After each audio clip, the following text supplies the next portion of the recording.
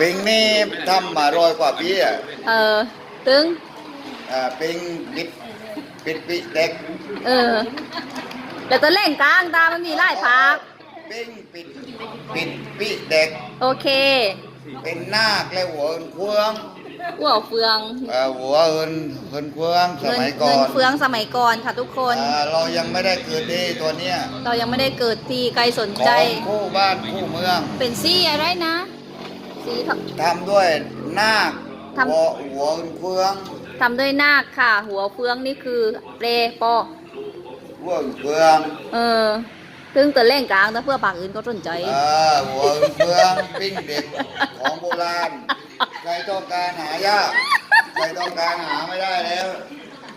100 กว่าปีแล้ว100 กว่าปีแล้วใครสนใจประมูลหลักแสนได้ไหมพี่ประมูลหลักแสนแล้วก็พอน้องประมูลได้ก็แบ่งส่วนแบ่งด้วยอยู่บ้านปีเบาค่ะทุกคนอยู่บ้านปีเบาล็อกที่ตาย